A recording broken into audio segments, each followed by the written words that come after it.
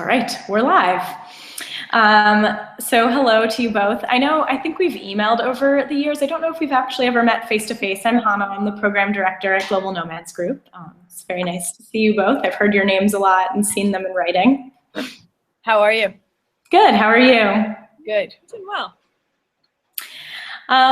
So I can tell you what the agenda for today was, and then I think you guys can sort of just cherry pick what is useful for you, or if you have specific questions that you want to talk about, I'm happy to workshop that. If it relates specifically to collaboration with your partner educator, great. If there's other things, as long as I'm here, I'm happy to help.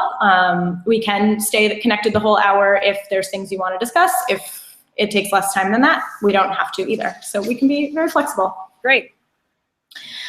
So generally what the plan was and what happened this morning when it was a larger group, sort of just first starting with sharing positive examples of successful collaboration with other educators, whether that's through a GNG program or in other contexts, just to get a sense of what people think success looks like. Then going into challenges and solutions, asking people if they had a specific challenge that they wanted to share and workshop as a group. I also have a few scenarios for workshopping if that's of interest. And then a little bit talking specifically about cultural sensitivity and potential misunderstandings or inconveniences based on real life experiences that some groups have had. And again, I have some scenarios, or happy to take real life examples. So I guess what of that sounds most relevant to you? I think what always is great is you can start off from the beginning and just talking about what's working or what doesn't work, or kind of a combination of both. I'll start with the positives because I always feel like that's the good place to start. I do think the GNG Connect platform, compared to the many years that I've been doing GNG, works. It's efficient, it's able to allow us to put everything on that we need to. The kids can access it with no problem. Unlike for us, it was an age problem with Google+. And then you get them into too many things that they shouldn't because you have other people asking them to be friends. So I think the platform keeps it better for school and education. So I think that that's been really good. And you can see comments and you can go back a little bit easier, I feel like, on it. So you can see all the things that we've done. And even like now going back and looking at the timeline and connecting with the kids that you've gotten to know and then saying, oh, what was their timeline again, makes it really nice. So I think that's been really good. We're talking about things that are working and things that are not working. Okay, sorry, I had to step away. I have students here. I'm trying to do two things. Some of the things I still struggle a little bit with is connection with your partner school, both with the educator and with the students themselves. And one of the main reasons I find that is because when we are actually connecting with our educator, that I feel like it's always about getting the next job done, but not getting to know them. Last year, Megan and I made a conscious effort to kind of get to know our partner school and the woman that we were working with. So we would just have chats with her.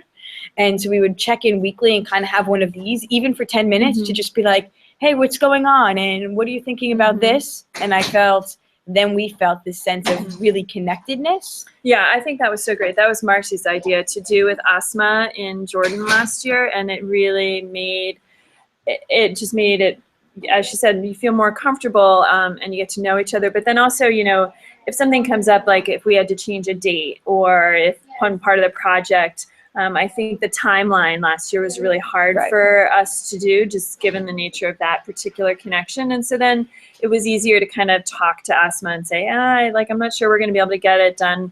How about we, if we both agree, I forget what we did. But it's easier to kind of negotiate and talk because you feel more comfortable, as if you know them a little bit better. And I also feel like we also did that with the kids. We started to break them up into smaller groups. Because sometimes when it's just the larger whole and you're not getting to know them, the kids don't feel as connected in the beginning. And therefore, when you start getting into the content, they're still not connected. Like they can't say, oh, that's so-and-so, or this is so-and-so. And they really want to be connected. So I think the beginning doesn't need to be as structured, but more about getting to know each kid and even having each kid get up and talk about themselves or do something funny so that you can have a connection with the kids. We really worked on that halfway through the year last year because, again, our kids felt a little bit disconnected. And then some of those kids started speaking in English to our kids, which was really nice. And we did smaller groups where they shared some personal stuff. And then there was this whole nother attachment to the IVCs that made them connected. It's like, oh, there's so-and-so. And you kind of looked at the people who were smiling all the time. So I still feel that still needs a little bit more work as we're getting like the halfway point. Mm-hmm. So you've had how many video conferences so far? We've had two. Two out of 5. Right. Okay. And you're paired with Happy Palace, right? Yes, Happy Palace. And so also you're doing the program in translation.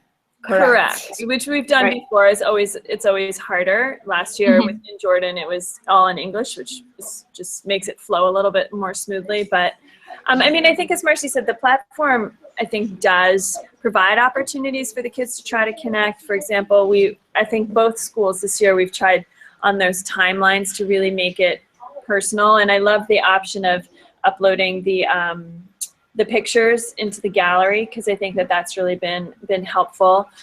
So like in our last IVC, the kids were able to recognize, oh, that's the girl who got lost in the market when she was 6, so they recognize that from the timelines. Okay. Great. Well, thank you so much for sharing. And I'm really happy to hear that you're liking GNG Connect. I know switching to a new platform is always challenging. It's challenging for us. It's not as perfect as we want it to be, but I'm glad it's getting the job done. So I guess maybe let's start about the connection between you and your partner educator, and then move into between the students. Sure. So you mentioned, so you are able to communicate, you're getting responses when you reach out, but it feels a little bit more, I think, transactional. Yes. And I don't think we reach out, like, there's a part of me that likes informal too, where you're just sitting like this and talking. And I think we don't do that in between any of our video conference, because it's not part of the planning, because we're all busy. Unless you set a time and say, okay, we're going to check in, which is what we did with Ozma, every Tuesday morning at 7:45 for 10 minutes. And so that then was the push to do that, because otherwise it's almost like you're rushing to put things on the platform, or just communicating when something doesn't go well or wrong. So I think that's, and that could be our part as well. I haven't reached out yet this year and said, hey, can we talk more regularly? But there isn't. I mean, we have had no kind of educator to educator kind of communication at all between us. Did you have a PD3 one-to-one? We did. Okay. Right. Oh, so in the beginning, yes. Right. Okay. In the beginning we did, where we started to get to know each other, but then that's gone.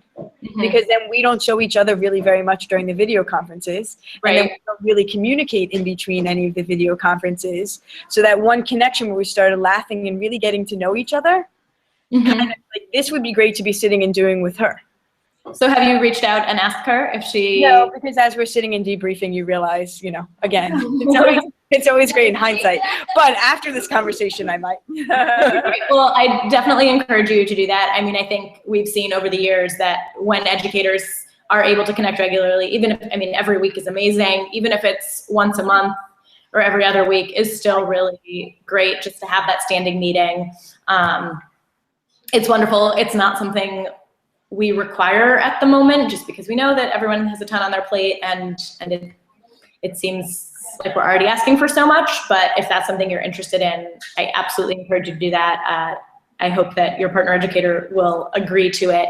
Yeah, it's time difference always makes the flexibility, and whoever the person is, whether they need that or not, is always interesting as well. Right. But yeah, it sounds like, you're really willing to be flexible. So whether that's early morning, your time, or also maybe even late in the evening, your time, so that it's morning the next day for her, that sometimes works. 2 options to consider. I think another option to consider, I don't know if you've tried like WhatsApp messaging, text messaging at all. We don't. We haven't, but I know that that's what we should be doing too. We just haven't connected in those webs, which again, I take partial credit for. I haven't reached out as well. It's just sometimes I feel like there isn't that connection yet to be like, hey, what's up? Let's talk, so Yeah. I almost feel like there needs to be more training, and like, it's okay to reach out to your partners and say like, here it is on what's up, here's my update, how are you doing as well, and it was introduced in the beginning of this series to use WhatsApp and connect, but that has not been part of necessarily connecting, if that makes sense. Well, I certainly encourage you to go ahead and reach out if you have her number already. If not, you can ask for it over email. Generally, something that we see is that the Pakistani, Jordanian, Middle Eastern, Asian educators are already much more used to using WhatsApp as a primary form of communication, the way that the US educators are more used to using email. Right. So even if you wanted to WhatsApp her and say, hey, I was wondering if we could schedule a time for a little face-to-face Skype just to check in, I think that would be completely appropriate to send as a WhatsApp instead of an email, and then that also maybe breaks the ice so that later, you're doing an activity with the class in preparation, you can take a quick picture, send it over and say, look, my students are working on their conflict trees, they're gonna post them. Yes, yes. And then she might respond with that. So I think maybe that would be my suggestion, to just break the ice with it, try to set up a time to talk, and then start using it and see if she reciprocates. I think there's a good chance that she will.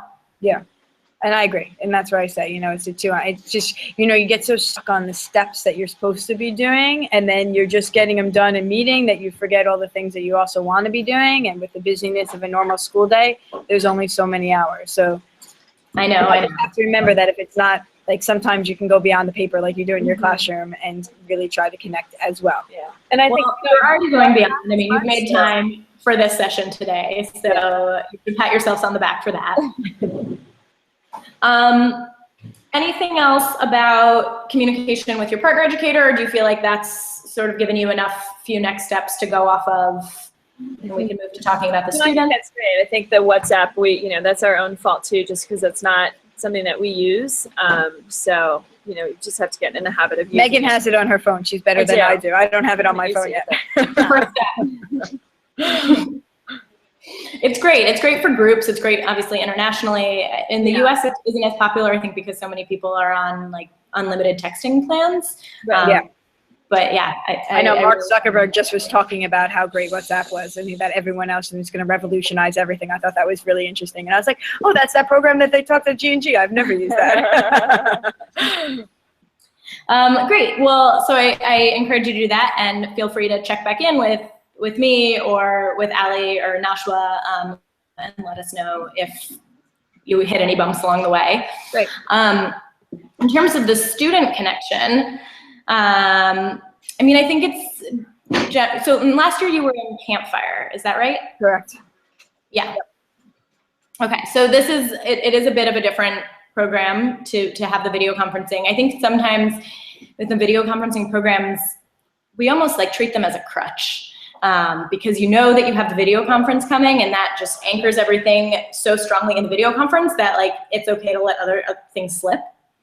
And in Campfire, and I think your pair was a really great example of just keeping on top of things and keeping it moving, and that's sort of, you have to do that in Campfire because there's not the same face-to-face interaction, although great that you did organize that. So something I can say from our video conference programs is just generally the first one is always awkward. The students are sometimes shy or embarrassed and don't really know what to say, or even if they're not, it just sort of, it doesn't quite flow. The second one usually gets a little better. I often see a very significant shift between the second and the third. The third, I often feel like, oh, now we're comfortable with each other. Now we've sort of crossed this barrier and we're interacting more as friends. I think it's a combination of getting comfortable with each other and getting comfortable with the format of video conferencing in this group. The translation as well, certainly, I think that takes some time to get used to. Yeah, I think that just even from the first to the second, we've seen a big difference. In fact, Taylor, so this is one of our students this is Taylor, so she's say hi. Hi. She's in our video conference. So would you say that from the first one to the second one, you were more comfortable talking to the kids in Pakistan? Yeah. Comfortable. Yeah. Yeah. The first time it was kind of nerve-wracking, but then the second time it was fun. Yeah, we hear that a lot. It's totally normal. And I hope that the second to the third, you'll be even more comfortable. Yeah. That's right. All right, go back to work. Thank you. Validated from the source. Yeah, Exactly. there you go. So one is just, that's normal, and I think that's often just the arc that we see in this type of programming. I mean, with the programs that we do in translation, we almost always try to have the 5-module program, just because it does take a little bit of extra time to feel comfortable, and takes a little bit longer to actually have the conversation because everything is being said twice. In terms of other things you can do, I think utilizing GNG Connect, which is great that you're already feeling that it's a tool there. Making sure, trying to get students to respond to someone individually, try to get them to encourage them to respond to someone individually who doesn't yet have a response. They could even go back to the introductions and look at those again. And just ask questions. There's almost should be like a question bar, like every, 2 weeks, here's some questions that we have for you, and see who can answer it with, And I was saying that having the kids' pictures there, then you kind of look at who's answering you. So when you see the next video conference, you're like, oh, this one responded to that. And I think there are places on GNG to connect to do it. We just haven't been doing that.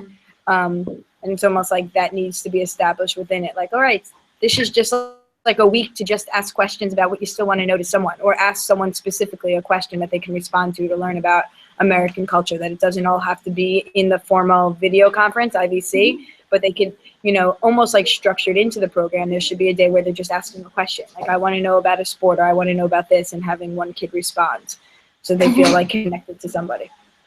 And the Reflect and Connect section after each video conference is definitely designed to be a space for that type of thing. Like, oh, someone mentioned in the video conference that there's elections coming up. Like, what, can you tell me more about that?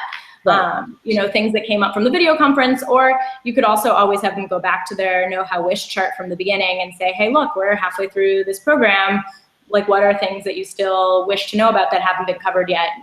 Make a note of that on GNG Connect. Try to bring it up in the video conference. We do often find, and I don't know if this is the case for your pair, that with the groups that are using translation, there's a reason that they're using translation, and so it might be harder for them to be accessing GNG Connect as well and to be communicating in English. So I think that's definitely, just a part of the connection. But for example, after our second IVC, none of the Happy Palace kids did any of the Reflect and Connect, which is fine. And it's a little bit, I don't think we're going to email Navita and say, hey, your kids haven't done it yet, because I don't want to make her feel bad. And I think a piece of it is that they're not comfortable speaking in English, so they're not comfortable writing in English. But, so that piece of it is sometimes a little bit lost when you have the translation between the schools. But we totally understand that. So.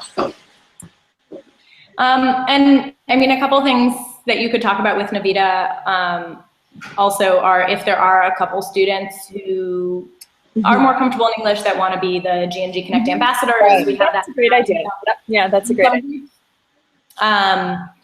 You could also encourage your students to look into Google Translate and other sort of web translation options. Google Translate is far from perfect, but it's definitely sending them something something to be careful of. But it has improved a lot in the past few years, and so it might be nice to post like a very short test, like just like a hi, how are you, like a very simple question. And see if that gets more response. Yeah, we'll try. I think it might also be an issue, and I don't know what the case is, and this is a good question for Navita as well. How many of those students have access to internet outside of the program? I don't know if they have internet at home, or if they're only getting it at school. So that might be, in addition to language, just access is an issue. That makes sense. We'll look into all those. Those are good suggestions. But generally, you've found that, when you reach out to Navita, she's responsive, and you're getting information you need. Definitely. Great. Then, that's great. We've been doing this for so many years that I feel like, when you can talk to someone, you send an email and eventually get an email back, then that's all that matters, because there's sometimes that doesn't happen either. So because of lots of different translation or issues going on, so it's working out. Yep. In terms of the time in the video conferences themselves, we've had 2 so far. This is your first year working with Pakistan, and it's an all-girls school. Have there been any cultural differences or anything that you feel like you've noticed between the students or that your students have remarked on?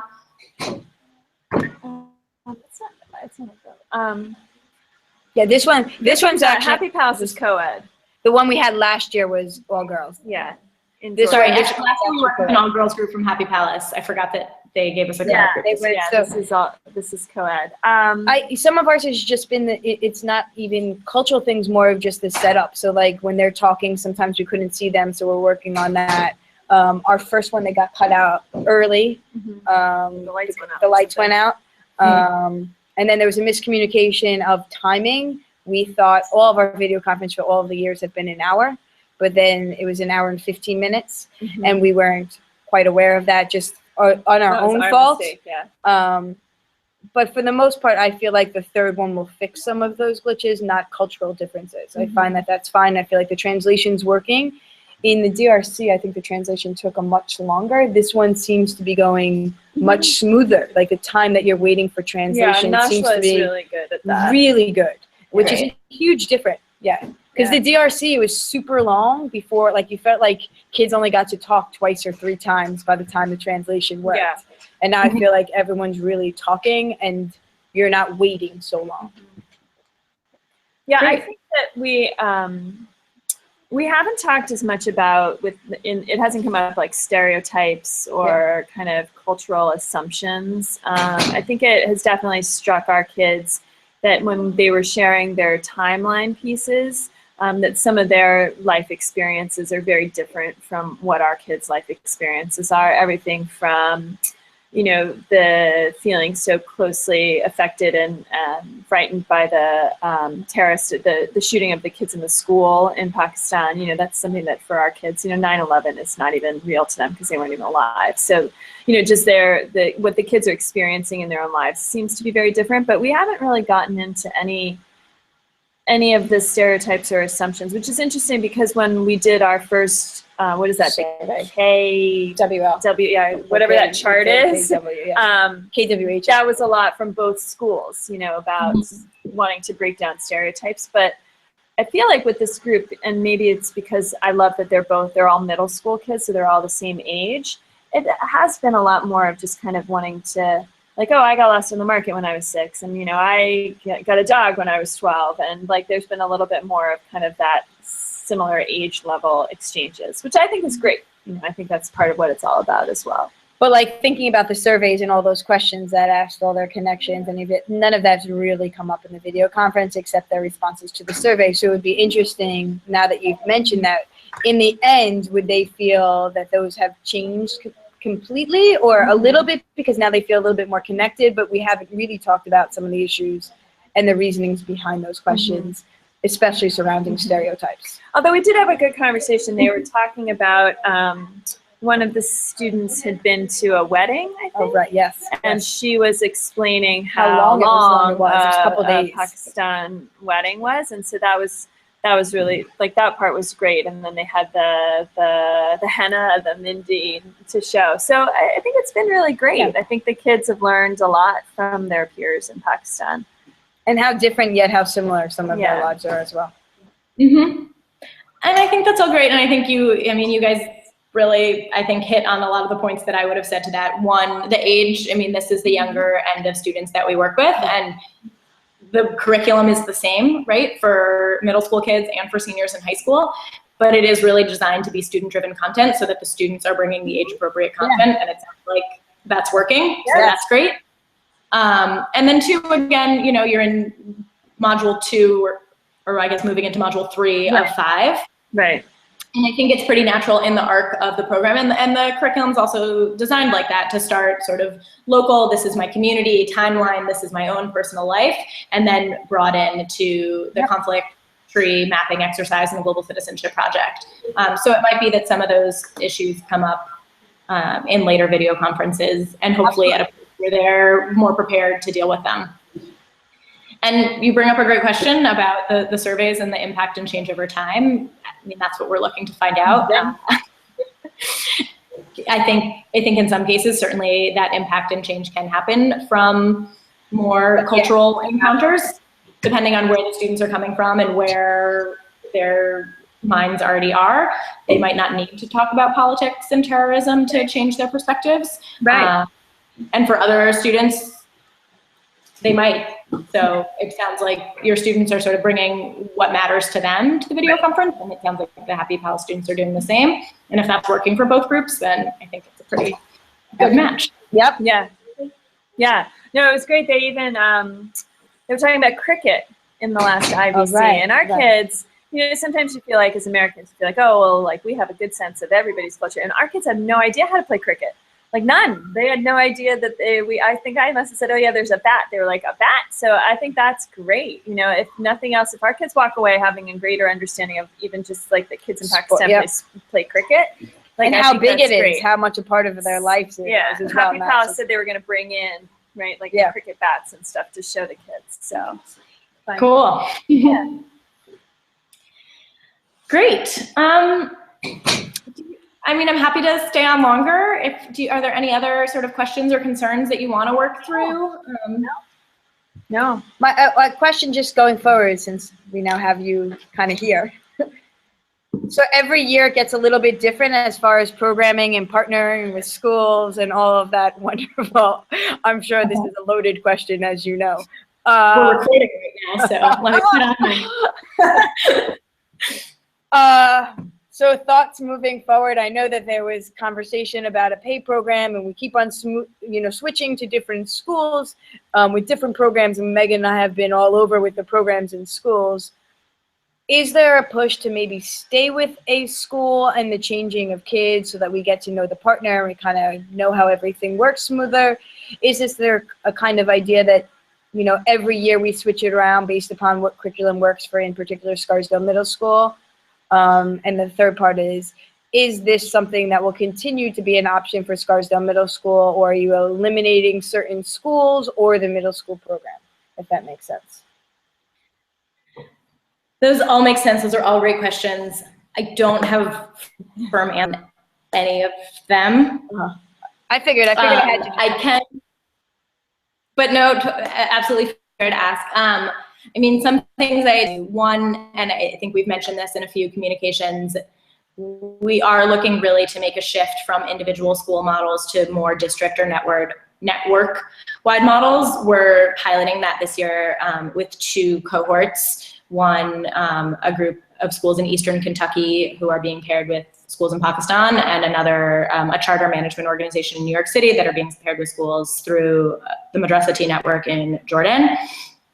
We really want to look to that model as a way to grow our programs and to have deeper and more meaningful impact, and also as a way to better be able to align our curriculum to the needs of the teachers and students who are implementing them, so that it really can be something that's integrated into the school culture and not feel like an add-on. I think right now, you know, we've been at a place for many years where we have teachers like yourselves who are already sold on the power of this type of exchange and willing to go that extra step to make it happen. We want to be able to not only serve educators like yourselves, but also those who are like, global, what's that? Or like, yeah, I think it's important, but I have no idea what that means. So that is definitely a direction we're continuing to push. In terms of what that means for our existing school partners is a really big question for us. I mean, we definitely don't want to abandon the schools that we've been working with for a lot of years, and we're trying to figure out ways to make that fit. That answers the question. It's a work in progress. I mean, like, and I get it. I get the changes and I get the dynamics of it, but it's always something I have to ask as we get through and get started with the program again. You know, there's always new changes and new parts to it, but looking at the future of the partnership, it is a great asset to the middle school in particular.